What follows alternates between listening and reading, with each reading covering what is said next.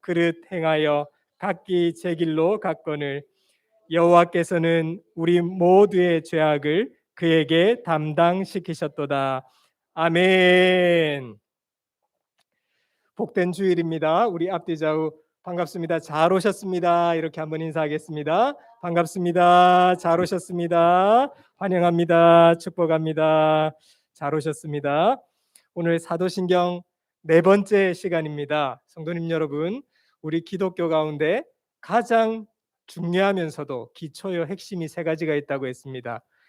자막을 보시면 먼저 십계명입니다. 십계명은 우리가 이 땅을 살면서 어떻게 살아야 할 것인가를 가르쳐 주고요.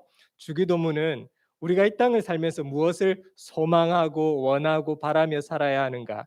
사도신경은 우리가 이 땅을 살아가면서 무엇을 믿는가 또 믿어야 하는가를 가르쳐 줍니다. 그래서 사도신경은 기독교가 믿는 내용이 무엇인지, 교회는 무엇을 믿는지 그것을 성경을 요약하고 우리에게 가르쳐 주는 것이 사도신경이라고 했습니다. 오늘 네 번째 문장인데요. 본디오 빌라도에게 고난을 받으사, 이 부분에 대해서, 이 고백에 대해서 말씀을 살펴보고자 합니다. 사도신경이 그렇게 중요한 것들만 모아서 정리해 놓은 것이라면 한마디라도, 한 문장도 더 예수님에 대한 이야기를 할 것이지 왜 본디오 빌라도가 등장하는가 좀 의아해 하게 됩니다. 본디오 빌라도는 당시 지배국이었던 로마 제국에 의해서 유대 지역에 파견을 받은 유대를 다스리는 총독이었습니다. AD 26년에서 36년까지 약 10년 동안 유대 지역을 다스렸습니다. 본디오 빌라도는 어떤 일을 했는가 하면 유대 지역을 다스리면서 세금을 징수하는 것이 총독의 주된 임무였습니다. 그 외의 일들은 다 그 유대 지역 자체의 대표인 사내들인 공의회의 모든 일들을 다 맡겼습니다. 자유롭게 하라. 그러나 사내들인 공의회가 할 수 없는 것이 한 가지 있었습니다. 무엇인가 하면 사형 판결을 내리는 것은 그들이 할 수 없었습니다. 사형 판결은 오직 총독에게만 주어진 권한이었습니다. 사내들인 공의회와 바리새인, 서기관, 유대 백성들은 빌라도 총독에게 요구했습니다. 저 예수를 십자가형에 처하라. 이런 요청을 빌라도 총독이 받아들여서 최종 판결을 내립니다. 예수님을 십자가형에 처하도록 한 것이죠. 우리가 고백하는 사도신경에 이 본디오 빌라도라는 인물을 왜 넣었을까요? 크게 두 가지 이유가 있습니다. 첫 번째로 예수님의 고난, 이 십자가 사건이 사람들이 지어낸 이야기가 아니라 실제적으로 일어났던 역사적 사실이다, 사건이다 하는 것을 가르쳐 주기 위해서 이 사도신경에는 본디오 빌라도가 등장합니다. 실제 본디오 빌라도는 AD 26년에서 36년까지 로마로부터 유대 지역에 파견된 총독입니다. 예수님께서 이 땅에 성령으로 잉태되어 태어나시고 고난을 받으시고 구원을 이루어내시는 이 모든 사건들이 사람들이 짜집기한 이야기가 아닌, 지어낸 이야기가 아닌 우리 인간의 역사 가운데 실제적으로 일어난 사건임을 보여준다는 것입니다. 그런데 우리 한글 사도신경은 쭉 번역하는 과정에서 이것을 드러내지를 못했습니다. 그래서 잘못 번역된 부분들이 있습니다. 우리 사도신경에는 우리가 오늘 고백한 것처럼 본디오 빌라도에게 고난을 받으사 이렇게 우리가 고백하죠. 그런데 원래 사도신경 원문에는 어떻게 되어 있는가 하면 본디오 빌라도가 통치하는 시대에 고난을 받아, 본디오 빌라도 치하에서 고난을 받아, 완전히 다르죠. 그래서 본디오 빌라도가 다스리는 그 시대의 고난을 받았다는 것이 핵심입니다. 물론 본디오 빌라도에게 아무 책임이 없다는 것은 아닙니다. 예수님의 십자가 사형의 최종 판결자가 본디오 빌라도였기 때문에 그의 책임도 큽니다. 그러나 사도신경에서 고백하고 있는 그 의도와 핵심은 예수님이 언제 고난을 받았는가? 본디오 빌라도 통치하는 그때의 고난을 받았다. 그래서 사실이다. 예수님에 대한 이야기는 거짓말이 아니다. 이것을 우리에게 가르쳐 준다는 것입니다. 그래서 예수님께서 평소에 내가 본디오 빌라도에게 고난 받을 것이다, 이런 말을 하시지 않고 내가 장로들과 대제사장들과 서기관들에게 고난을 당할 것이다, 예수님은 평소 이렇게 말씀하셨던 것입니다. 역사적으로 정말 실제했던 로마의 유대 총독 폰티오 필라투스가 다스렸던 그 시대에 진짜 있었던 역사적 사실임을 내가 믿습니다, 이 말입니다. 또 사도신경에 본디오 빌라도라는 사람이 등장하는 두 번째 이유는 예수님은 죄가 없는 분이라는 사실을 보여주고 있습니다. 요한복음 19장에 보면 본디오 빌라도는 예수 이 사람에 대해서는 어떠한 죄도 찾지 못하였노라, 이렇게 예수님의 무죄를 주장했습니다. 당시에 역사적으로 실존했던 이 본디오 빌라도를 통해서 예수님은 실제 죄가 없다는 것을 보여주는 것이죠. 그리고 자막을 보시면요, 본디오 빌라도에게 그다음 뭐죠? 고난을 받으사이죠. 본디오 빌라도 때에 예수님은 고난 받으셨다고 우리는 믿고 고백합니다. 사랑하는 성도님 여러분, 예수님의 생애를 한마디로 표현하면 무엇이겠습니까? 우리 한 주간 동안 무엇을 꿈꾸며 소망하며 바라며 사셨죠? 우리는 무엇을 원하며 사셨습니까? 그런데 우리가 그토록 바라고 소망하고 원하고 탐욕을 품었던 것과는 너무 달리 예수님의 전 일생은 한마디로 고난의 일생이셨습니다. 우리 오늘 본문이 아니죠. 이 사도신경의 우리 네 번째 문장, 본디오 빌라도에게 고난을 받으사, 바로 앞문장이 무엇입니까? 성령으로 잉태되어. 그러니까 예수님의 탄생을 말하고 있죠. 바로 이 뒷문장은 무엇입니까? 본디오 빌라도에게 고난을 받아 십자가에 못 박혀 죽으시고, 죽음이죠. 예수님의 탄생과 죽음 사이에 이 문장밖에 없는 것입니다. 본디오 빌라도에게 무엇을 받으사? 고난을 받으사. 예수님의 전 일생, 탄생과 죽음 사이의 모든 일생은 이 고난이라는 한 문장으로만 설명하고 있는 것입니다. 우리는 예수님의 고난을 생각할 때 눈을 감으면 뭐만 생각납니까? 예수님의 십자가 사건만 떠올리게 되죠. 그런데 예수님의 십자가 사건을 포함하여서 사실은 십자가 사건뿐만 아니라 예수님의 삶 전체가 고난이었던 것입니다. 예수님이 받으신 이 고난은 도대체 십자가의 고난 말고도 어떤 고난을 받으셨을까요? 성자 하나님이신 예수님께서 이 땅에서 인간의 몸을 입으신 그 성육신 하신 것 자체가 바로 고난이셨습니다. 예수님은 누구십니까? 천지 만물을 창조하신 창조주이시죠. 죄가 없으신 분이시죠. 죄 자체를 모르는 분이십니다. 그러면 우리는 어떻습니까? 우리는 죄 덩어리이죠. 타락하여서 하나님 없이도 얼마든지 살아갈 수 있다고 하면서 하나님으로부터 등을 돌렸던 그 아담의 죄를 그대로 받고 태어난 죄 덩어리입니다. 그런 창조주이신 예수님이 이런 죄인의 몸을 입으신 것 자체가 고난이죠. 그리고 그 죄인들 틈에서 사시는 것 자체가 고난이셨습니다.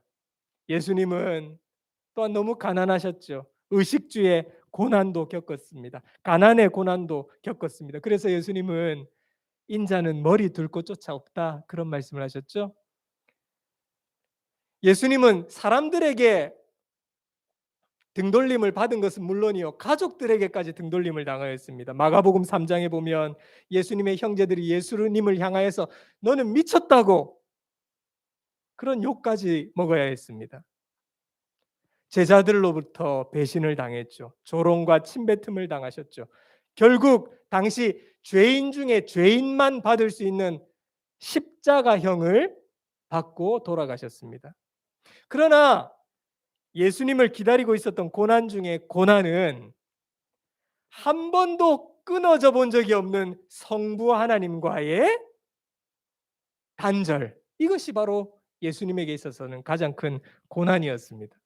성도님 여러분, 예전에 패션이라는 영화를 보시면 예수님께서 십자가를 지시기까지 채찍에 맞는 그 순환 장면을 아주 생생하게 그려낸 영화가 있었죠. 많은 사람들이 그 영화를 보면서 눈물도 흘리고 얼마나 아프셨을까 가슴에 새기곤 하였습니다. 그런데 예수님이 당하셨던 그 육체적 아픔에 대해서 성경은 어디에도 강조하고 있지 않다는 사실입니다. 물론 예수님이 아프셨지만 그것을 자세하게 성경은 묘사하고 있지 않습니다. 예수님께서 육체적인 고통을 당하셨지만 육체적 고통에 대해서는 그냥 간결하게 기록만 하고 넘어갑니다. 채찍으로 치고 십자가에 넘겨주니라. 이게 끝입니다. 채찍으로 쳤더니 채찍이 살에 말려서 피가 튀겼고 살점이 떨어졌고 그런 묘사는 성경에 없습니다. 예수님에게 있어서의 고통, 고난은 어디에 더 집중하는가? 예수님이 겪은 육체적 고난에 집중하고 있는 것이 아니라 성경은 성부 하나님과 한 번도 떨어져 본 적이 없는 삼위일체이신 예수님께서 성부 하나님과 그 십자가 사건을 통해서 완전히 버림받고 단절되는 그것이야말로 예수님에게 있어서는 고난 중에 고난이었던 것입니다. 그래서 예수님은 십자가 위에서 말씀하셨죠. 엘리 엘리 라마 사박다니, 나의 하나님이여 나의 하나님이여 어찌하여 나를 버리시나이까. 하나님께서 예수님을 십자가 위에서 완전히 버리신 것이죠. 그것이야말로 예수님의 고난이셨습니다. 성도님 여러분, 예수님은 전 일생이 고난이셨고 죽기까지 고난을 당하셨습니다. 왜 그러셔야만 했을까요? 그것은 우리의 죄 문제를 해결해 주시기 위해서입니다. 우리는 오늘 본문 이사야 53장을 통해서 예수님이 왜 고난 받으셨는지를 알 수 있습니다. 오늘 본문에 보면 그와 우리를 잘 비교 대조시켜서 반복해서 나옵니다. 우리 이사야 53장 5절 말씀만 우리 한번 읽어보겠습니다. 시작. 그가 찔림은 우리의 허물 때문이요 그가 상함은 우리의 죄악 때문이라. 그가 징계를 받음으로 우리는 평화를 누리고 그가 채찍에 맞음으로 우리는 나음을 입었도다. 예수님께서 고난받으신 이유를 설명하는데 우리의 허물과 우리의 죄악 때문에 고난받으셨다. 성경은 이렇게 가르칩니다. 그러면 그 허물과 죄악이 도대체 뭐라는 말입니까? 그걸 6절이 가르쳐줍니다. 우리 함께 읽겠습니다. 시작. 우리는 다 양 같아서 그릇 행하여 각기 제 길로 갔거늘. 그릇 행하여 각기 제 길로 갔다는 말입니다. 자기 마음대로 갔다는 것이죠. 창세기 3장에 아담과 하와가 하나님 말씀 안 듣고 등 돌리고 그릇 행하여 제 길로 갔고, 출애굽기에서 이스라엘 백성들이 하나님 말씀 안 듣고 금송아지 만들며 각기 제 길로 갔고, 사사기에서 350년 동안 각기 자기 소견에 옳은 대로 행하며 각기 제 길로 갔던 것처럼 그게 바로 우리 인간의 허물이고 죄악이었다는 것이죠. 목자가 지시해 주는 길로 가지 않고 하나님의 말씀대로 가지 않고 다 자기 마음대로 행하는 각기 제 길로 갔던 것이 우리의 허물과 죄악이며, 그 허물과 죄악 때문에 예수님은 전 일생에 거쳐서 고난 당하셨다는 것입니다. 이 벌레 같은 날 위해 큰 해 받으셨네. 이 벌레 같은 날 위에 허물과 죄악 때문에 전생애를 고난당하셨습니다. 하나님은 예수님께 모든 우리의 죄악을 예수님에게 담당시키셨죠. 그래서 예수님이셔야만 우리 죄 문제가 해결되는 것입니다. 예수님이셔야만 우리가 천국 갈 수 있는 줄 믿으시기 바랍니다. 그분이 우리 대신 고난 받으셔야만 우리 죄가 용서받게 되기 때문입니다. 그래서 성도님 여러분, 가장 중요한 문제가 무엇일까요? 뭐가 가장 시급할까요? 어디에 마음을 쏟아야 할까요? 죄 문제가 해결되는 것입니다. 그래서 예수님도 십자가 위에서 너무 중요한 문제이기 때문에 예수님이 돌아가시기까지 하신 말씀, 아버지여, 저들의 죄를 사하여 주옵소서. 저들의 죄를 용서하여 주옵소서. 여러분, 우리가 야마나시 고우에서 열심히 살고 있습니다. 먹고 살아야 하는 여러 가지 중요한 문제가 있습니다. 참 중요한 일입니다. 그런데 진짜 우리에게 가장 시급한 문제는 죄 문제가 해결되는 것입니다. 장로교 교리문서인 하이델베르크 교리문답 37번에 이렇게 질문합니다. 예수님께서 고난 받으셨다는 것은 무엇을 의미합니까? 거기 답을 우리 한번 읽어볼까요? 시작. 예수님이 전생에 걸쳐 고난 받으심을 통해 우리를 영원한 저주로부터 구원하셨고 우리에게 하나님의 은혜와 영원한 생명을 얻게 해주셨습니다. 예수님이 전생에 걸쳐서 고난 받으신 게 나와 무슨 상관이 있냐는 것입니다. 도대체 무슨 상관이 있냐는 것입니다.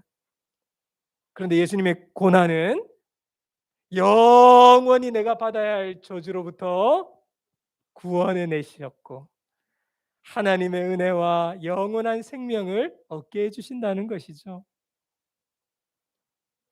사랑하는 성도님 여러분, 예수님이 고난받으심으로 우리 죄의 문제가 해결되고 하나님의 은혜와 영원한 생명을 누리게 해주신 줄 믿으시기 바랍니다.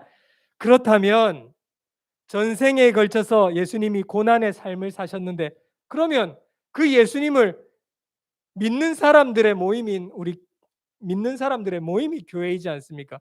우리 믿는 사람들은 그 예수님을 믿는 우리들은 어떻게 해야 할까요? 일생의 고난의 삶을 사신 예수님처럼 우리가 그분을 주라고 고백한다면 우리도 고난의 삶을 살아야 한다는 것입니다.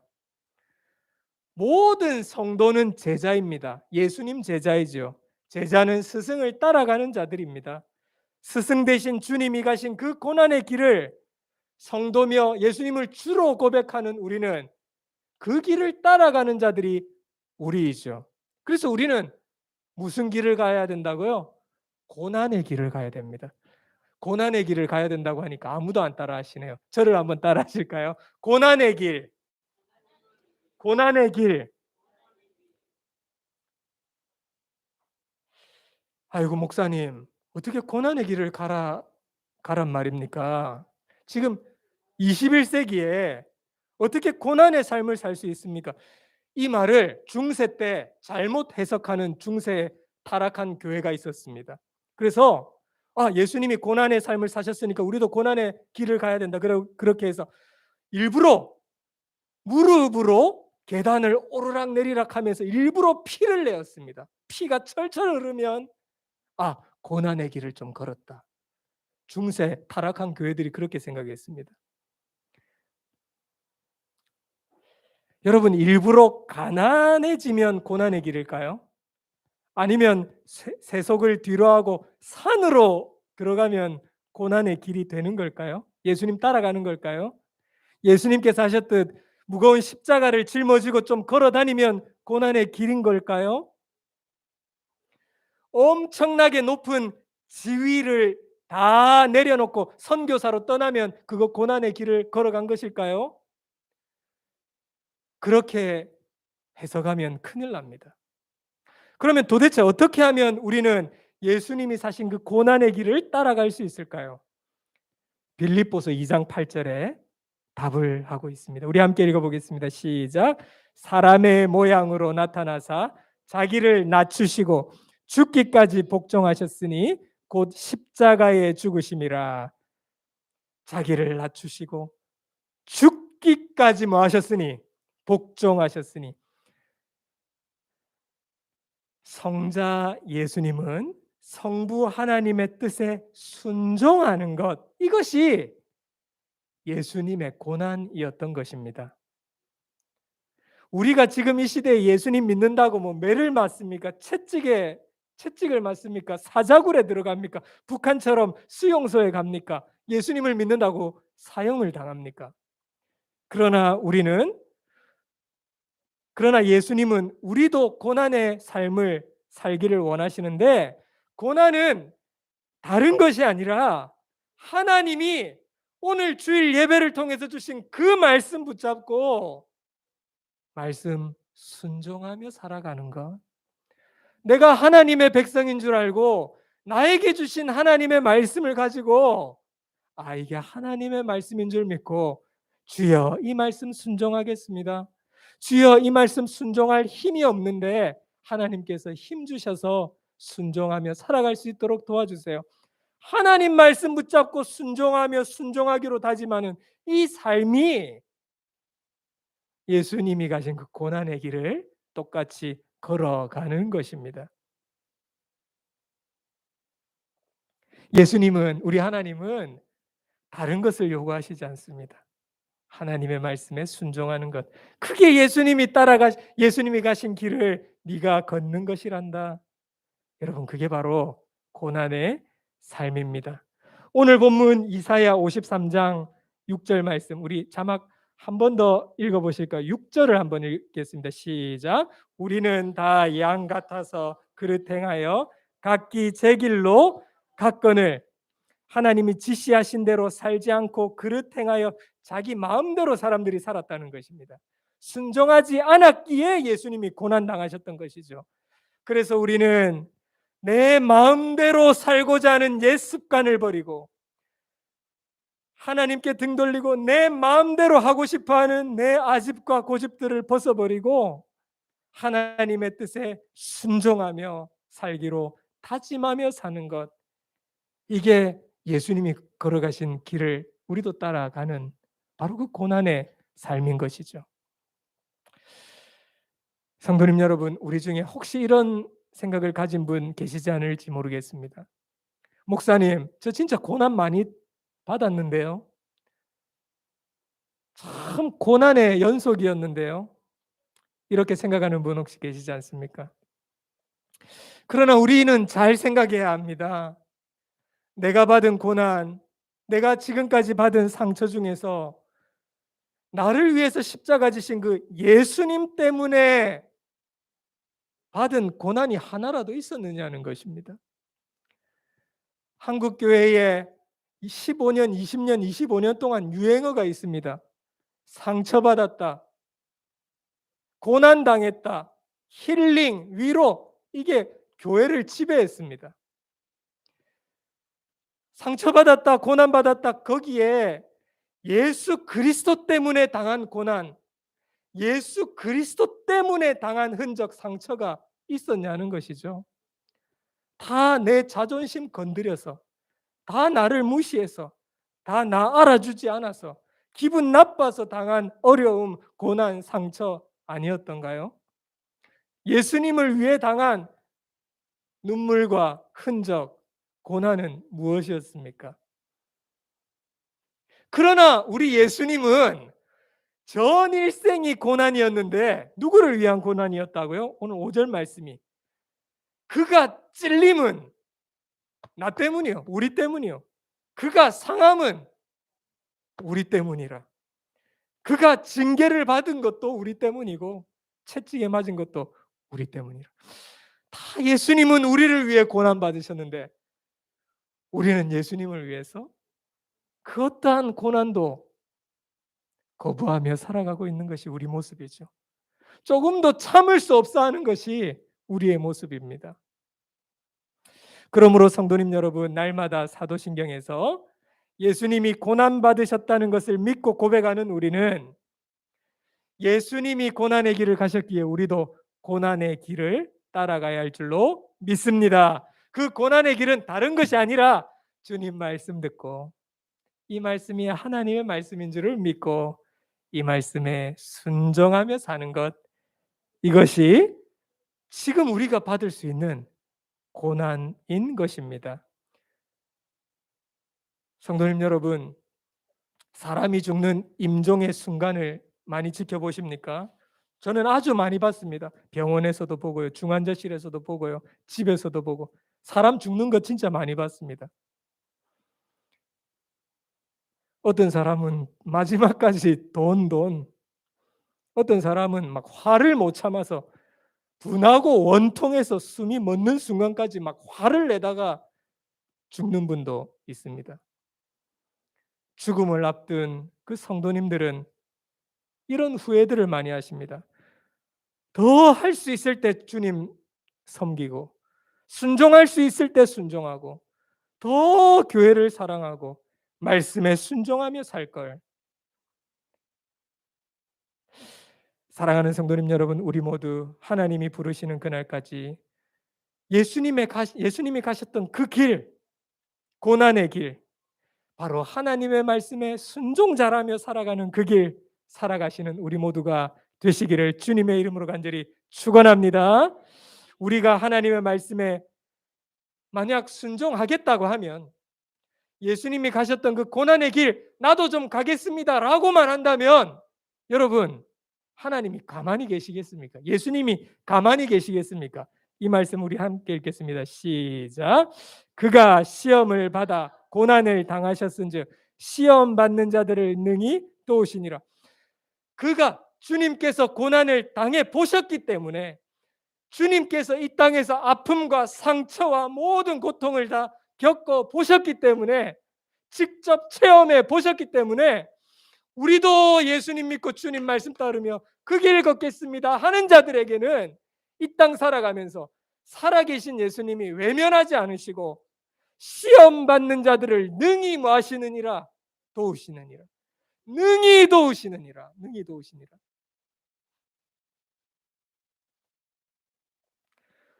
도와주는 누군가 있으면 참 힘이 되지 않습니까? 그런데 예수님이 내가 너를 능히 돕겠다 말씀하시는 것이죠. 사랑하는 성도님 여러분, 야만하시 고우에 살면서 하나님이 도와주셔야 하지 않겠습니까? 우리 자녀들 커나가는 인생에 하나님의 도우심이 끊이지 않아야 하지 않겠습니까? 시몬이 동생 태어나는데 할아버지 축하드립니다. 한 집사님. 시몬이와 시몬이 동생 자라가는 평생에 하나님이 능히 도와주셔야 되지 않겠습니까? 오늘 예수님이 약속하셨습니다. 내가 고난을 다 당하여 봤기 때문에 시험 받는 자들을 능히 도우시느니라. 사랑하는 성도님 여러분, 예수님이 도와주셔야 우리가 살 수 있지 않겠습니까? 이것이 복이지 않습니까? 예수님은 우리를 위해 고난 받으셨습니다. 우리도 고난 받아야 됩니다. 그 고난은 다른 것이 아니라 하나님 말씀의 뜻에 순종하는 것, 이게 고난입니다. 우리가 이 고난의 길, 말씀에 순종하는 길 가겠다고 하면 주님은 우리를 도우시기로 작정하셨습니다. 여러분, 이 말씀의 복이 하루하루 살아가는 우리의 삶 가운데 일어나게 되기를, 그래서 정말 큰 복 누리며 사시는 우리 모두가 되시기를 주님의 이름으로 간절히 축원합니다. 아멘. 우리 말씀 생각하면서 하나님께 찬송하며 헌금 주께 올려드리겠습니다. 찬송가 143장입니다.